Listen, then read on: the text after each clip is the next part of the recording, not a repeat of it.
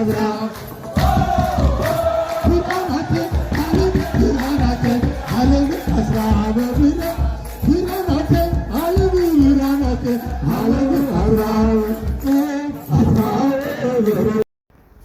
ሰላም እንዴት ናችሁ? ደህና ናችሁ ወይ? ብርሃናተ ዓለም እያሉ እያመሰገኑልን ነው አባቶቻችን። እንዲህ ማመስገን ይቻላል እንዴ? ዳዊት ዛሬም አለ እንዴ እያልኩ ነው ያየሁት። እናንተስ ምን ትላላችሁ? እሱ ቢሆኑ ምን ይላሉ የሚለው ሀሳባችን ዛሬም እንደቀጠለ ነው። እኔን አባት በቤቱ ያጽናልን በሉ። ከእንደዚህ አይነት የተባረከ ቤተሰብ ደግሞ የተገኛለ። እኚህ ደግሞ 10ኛ ዓመታቸውን እያከበሩ ነው። የጋብቻ በዓላቸውን 10ኛ ዓመት እያከበሩ ነው። እንዴት መታደል መሰላችሁ? ወይ በጣም ያስቀናል። እውነት ለመናገር ዘራችሁ ይባረክ አቦ እና በረከታችሁ ይድረሰን። ያልወለደ ይውለድ።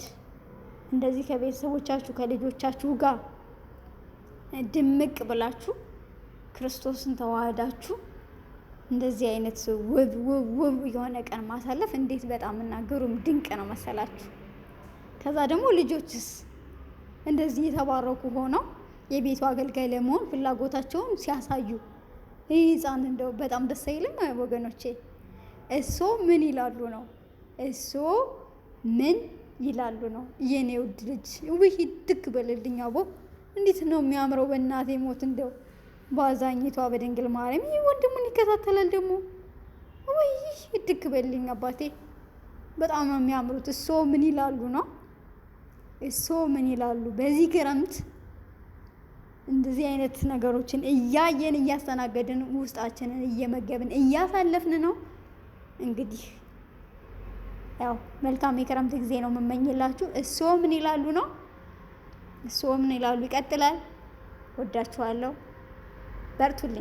በርቱልኝ ብያችኋለሁ። ምን ይላል እዚህ? ተመስገን፣ ጸሎታችሁ አይለየን፣ ያገለገሉት እድሜያችሁ ያርዝምልን ይላል። አሜን። በቤቱ ያጽናልን፣ ዘመናችሁን ይባርክ ይቀድስልን። የኛ ዳዊቶች እንወዳችኋለን፣ እናመሰግናችኋለን። ማሂ ደግሞ ምን አለች?